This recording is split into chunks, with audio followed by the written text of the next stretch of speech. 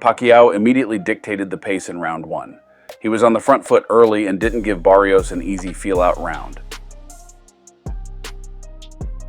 Here, Pacquiao gives Barrios some feints, to which Barrios was very reactive.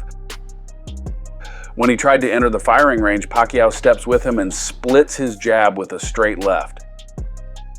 That was the first sign that Barrios might become very reserved and hesitant for the rest of the fight if Pacquiao can maintain this pace. Here, Pacquiao sets a trap by inviting Barrios to jab with him. Pacquiao throws a couple of jabs, and when Barrios responds, Pacquiao slips outside and counters with a straight left again. And in a typical Pacquiao fashion, he shifts to a new angle. It's impressive how Pacquiao still has good timing and how many times he countered Barrios in the opening round. His defense wasn't bad either. Of course, it's round 1 and he has more energy. He will get hit with something meaningful eventually, but I wasn't expecting him to be this on point. He was rolling under, parrying and slipping inside and outside Barrios' long jab. In round 2, Barrios makes adjustments. Pacquiao uses his high guard as a trap to counter his opponent's jab by parrying it with his backhand and quickly flicking out a jab or right hook. Barrios steps away quickly to avoid it. When he does get countered, he uses Pacquiao's defensive lapses to get back at him.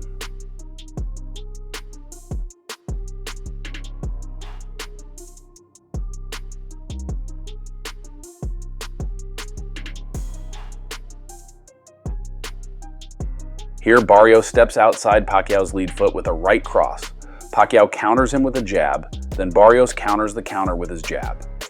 It's not a Pacquiao fight without his signature combination. The double flick jab upstairs followed by a punch to the gut to bewilder the opponent's guard, punctuated by a right hook to chin check the opponent. One of the best ways to shut down Pacquiao's setups is to intercept his setup jabs, and Barrios is slowly recognizing this. Here, Pacquiao initiates his offense with a jab. Barrios reads Pacquiao's setup and intercepts his jab, forcing him to reset. Pacquiao adjusted by going to the body. Here, Pacquiao draws a jab from Barrios by feinting with a lead step and his lead hand. Instead of throwing a jab, Pacquiao slips to the inside with a drop step, then shoots across to the midsection. The fight was a high-speed chess by round 4 and beyond. The two were exchanging counters in response to one another. They were making adjustments every second to one-up the other. In a fight where Barrios was expected to dominate Pacquiao, he was forced to adopt a more tactical approach. Barrios slowly got the timing of Pacquiao's straight left pot shots. Instead of letting the punch split his guard, he parried it and countered with a cross over the top. Now Pacquiao makes his adjustments. Here, after getting his straight left parried, he ducks quickly to avoid the incoming counter. Since Barrios read Pacquiao's pot shots, he used a bit more sophisticated setup to land his straight lefts. Here, Pacquiao feints with his lead hand to draw a counter from Barrios. Pacquiao moves just enough to get out of the way of the punch. Then he flicks a jab to gauge the distance and blind Barrios, followed by a left cross that Barrios avoided by quickly ducking under. He will miss several of these shots, but as you will see later in the fight, he fine-tuned it to catch Barrios. Here, Pacquiao does the same setup, this time with forearm control built into its dynamics so he can smother Barrios' possible return fire while pulling away safely.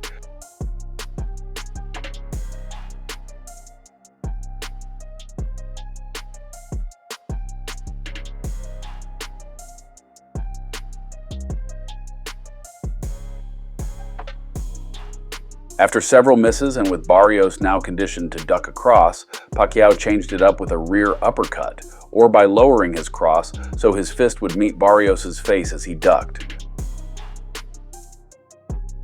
By round 8, Pacquiao was still throwing combinations and he was very creative in creating openings. Here, Pacquiao used his lead hand to obscure Barrios' vision. Barrios' response was to throw a left hook past Pacquiao's lead. Then Pacquiao quickly thrust forward with a right hook, followed by a cross to the gut and a jab.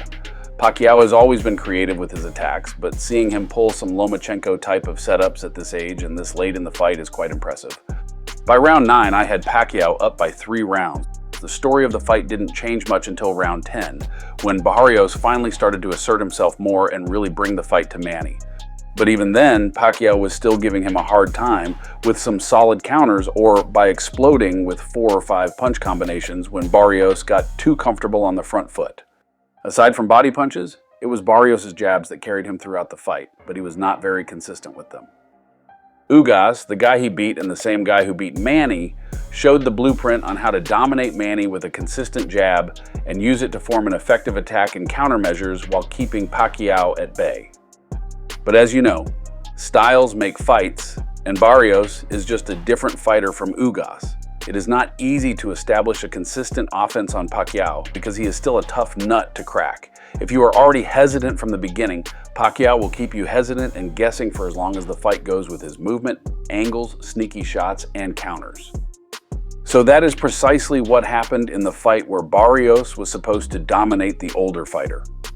Barrios was tailor-made for Pacquiao, and the older fighter took advantage of that. He was busier, he controlled the pace of the fight, and he dictated almost all of the engagement. Pacquiao was the ring general in that fight, and Barrios helped facilitate that. Barrios was just playing catch-up all night. He was trying too hard to predict Manny's next move and how to counter his counters instead of initiating the attack. Even in the last 2 rounds that he won, he was playing catch-up, and he just pushed due to the sense of urgency. But I can't fault Barrios for his performance. After all, he was still fighting a legend, and maybe in his mind it was better to coast this than get knocked out by an older fighter that he was supposed to obliterate. Pacquiao is not the same, but he performed better than what most people, including me, expected. He was moving a lot, his timing was good, and he still has the sting in his punches to keep his opponent honest. His sneaky punches were still hard to see if you don't watch closely. This fight reminded me of his fight with Jesse Vargas. When you watch that fight, the only notable punch that Pacquiao landed was when he knocked down Vargas in round 2. Even the punch that caused Vargas's cut in the later rounds, a slow motion replay was needed to determine that it came from a punch. Maybe not as fast or not as powerful anymore, but he was that sneaky in this fight with Barrios. So what did you think of Pacquiao's performance? Did he win in your scorecard? He won in mine 7 rounds to 5, but I'm not mad about the draw. It is acceptable given how close some of the rounds are. Do you want to see him fight again? Personally, I want him to retire for good, but that doesn't seem likely. Thank you for watching, and if you want to see how Manny Pacquiao started his career, check out this documentary.